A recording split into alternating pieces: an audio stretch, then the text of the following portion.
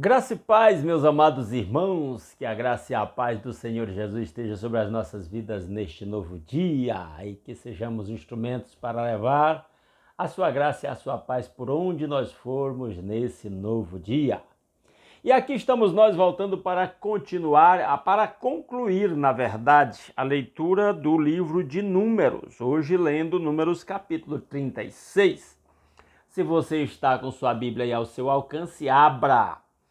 Números capítulo 36 e vamos à leitura, diz-nos assim a palavra de Deus. Os chefes de família do clã de Gileade, filho de Maquir, neto de Manassés, que pertencia aos clãs dos descendentes de José, foram falar com Moisés e com os líderes, os chefes das famílias israelitas, e disseram: quando o Senhor ordenou ao meu senhor que por sorteio desse a terra como herança aos israelitas, ordenou que vocês dessem a herança de nossos irmãos Zelofiade às suas filhas. Estão trazendo um problema lá de trás. Eles perceberam um problema aqui. É aquela história do Zelofiade que teve as 5 filhas e que a Moisés ordenou que a herança dele fosse passada para as filhas, porque naquela época a herança normalmente era dada aos filhos homens. Ele morreu sem filhos homens, então a herança dele deveria ser dada às filhas. Agora os demais membros da tribo vão questionar Moisés sobre essa decisão. Verso 3. Agora suponham que elas se casem com homens de outras tribos israelitas. Nesse caso, a herança delas será tirada da herança dos nossos antepassados e acrescentada à herança da tribo com a qual se unirem pelo casamento. Porque a filha, o subentendido aqui é que a filha que recebesse uma herança, uma vez casada, aquela herança passava para a família do esposo. Porque o homem é quem tinha a posse da propriedade. Entenda que a época era diferente, o costume era diferente, a posição da mulher não é a mesma que nós temos hoje na nossa sociedade, vamos dizer assim, moderna, né? Então o questionamento deles era correto. A herança passava para elas, e aí elas casassem com homens de outras tribos, agora a herança seria anexada àquela tribo do marido, porque a propriedade era considerada por parte do homem, mesmo que originalmente fosse dada à mulher, né? Até porque aquela propriedade seria dada aos descendentes daquele homem que era contado pela linhagem do pai. Versículo 4. Quando chegar o ano do jubileu para os israelitas, a herança delas será acrescentada da tribo com a qual se unirem pelo casamento, e a propriedade delas será tirada da herança da tribo de nossos antepassados, ou seja, a herança daquela tribo iria, da tribo de Manassés, dos descendentes, da linhagem do Zelofeade, iria ser diminuída da herança, da propriedade de todos eles, né? E eles estão questionando isso. Versículo 5. Então, instruído pelo Senhor, Deus orientou Moisés sobre isso. Moisés deu esta ordem aos israelitas: a tribo dos descendentes de José tem razão. Moisés reconheceu a razão que os descendentes de Manassés aqui estavam reclamando. Verso 6. É isto que o Senhor ordena quanto às filhas de Zelofeade. Elas poderão casar-se com quem lhes agradar, contanto que se casem dentro do clã da tribo de seu pai. Olha a nova lei aí que surge agora. Beleza, a herança do pai passa para as filhas o pai que não morreu sem deixar filhos, homens. Então a herança passava para as filhas. Mas, então, essa filha que herdou aquela herança só poderia se casar com alguém da mesma tribo, que era para a propriedade daquela tribo, que no final das contas a propriedade era considerada da tribo, passar para outra tribo caso ela casasse com um homem de uma outra tribo. Olha a coisa interessante aqui. Verso 7. Nenhuma herança em Israel poderá passar de uma tribo para outra, pois todos os israelitas manterão as terras das tribos que herdaram de seus antepassados. Não podia passar a herança de uma tribo para outra. É interessante isso aqui. Então fica uma regra e fica subentendido. Se casar com um homem de uma outra tribo, a filha que herdou uma herança, casou com um homem de outra tribo, ela perderia a sua herança. Não está dito, é subentendido. E ela era orientada a casar-se com alguém da mesma tribo. Versículo 8. Toda filha que herdar terras em qualquer tribo israelita se casará com alguém do clã da tribo de seu pai, para que cada israelita possua a herança de seus antepassados. 9. Nenhuma herança poderá passar de uma tribo para outra, pois cada tribo israelita deverá manter as terras que herdou a partir da invasão, da conquista da terra prometida. Versículo 10. As filhas de Zelofeade fizeram conforme o Senhor havia ordenado a Moisés. Isso aqui é interessante. Elas obedeceram, elas se submeteram a esta regra. Eu espero que meus irmãos estejam entendendo. Se alguém não entendeu direito, entenda que naquela época, a propriedade era propriedade especialmente do homem. Herança, no caso, era para o filho homem. E aí a orientação foi, Zelofeade morreu sem deixar filho homem, tinha filhas mulheres. O que faz com a propriedade dele? Passa para as filhas mulheres. Tá bom, elas têm direito à herança. E aí vira uma regra, qualquer homem que morrer sem deixar filhos homens, as filhas mulheres herdam a herança. E a regra lá atrás também dizia, se não tiver nem filha mulher, morreu sem filhos nenhum, os irmãos ou outro familiar mais próximo recebe a herança. Mas lembre que a herança não podia passar de uma tribo para outra. Como a mulher não tinha a prioridade na herança era para os filhos homens, então se uma mulher que herdou a herança do seu pai porque ele não tinha filhos homens, casasse com um homem de outra tribo, a herança passaria para outra tribo. E aí ele está dizendo, não façam isso. Vocês têm que casar com alguém da mesma família, da tribo aí dos seus pais. Era casamento aí primo, primeiro, segundo, terceiro grau, coisa assim que se fazia, né? E aí eu estou dizendo que fica subentendido que se não casasse com alguém da mesma tribo, teoricamente, a gente não tem nenhum caso desse na Bíblia, ela perderia a herança que herdou do pai, porque não podia passar de uma tribo para outra. Então diz, verso 11, as filhas de Zelofeade, Maalá, Tirza, Ogla, Milca e Noa casaram-se com seus primos paternos, seguiram a ordem.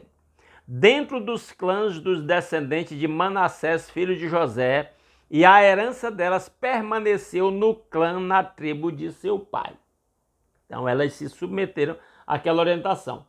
Para quem vive na sociedade atual, isso é um negócio complicado de entender, porque hoje as leis são outros, direitos de herança, de propriedade são outros, né? São diferentes no Brasil moderno, né? Mas uma coisa que fica, e um detalhe também, a questão do casamento. Hoje o casal namora, se conhece, namora, casa até contrário à opinião, ao gosto de algum pai ou mãe. Naquela época não era assim. Os casamentos eram determinados em geral pelas famílias e os filhos só se submetiam, né? Então era uma outra realidade. E a questão da propriedade também, direito das mulheres, direito dos homens, você vê que era uma sociedade bem diferente. Então, por isso se torna um tanto quanto complicado para entender um pouco dessa história aqui, mas eu creio que, espero que tenha ficado claro. Verso 13. São esses os mandamentos e as ordenanças que o Senhor Deus deu aos israelitas por intermédio de Moisés nas campinas de Moabe, junto ao Jordão, frente a Jericó.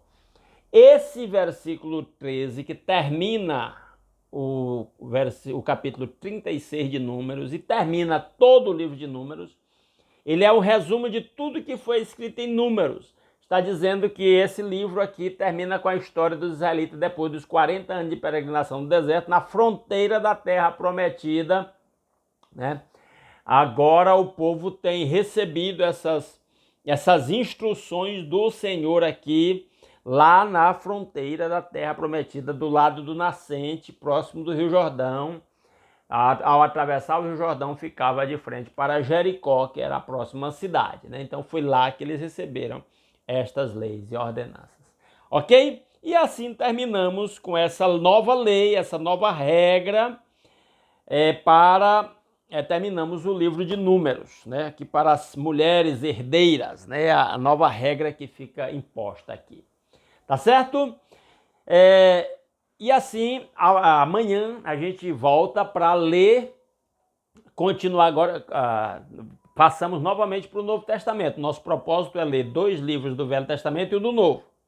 Então nós lemos Gênesis e Êxodo, aí fomos para o Novo Testamento e lemos Mateus.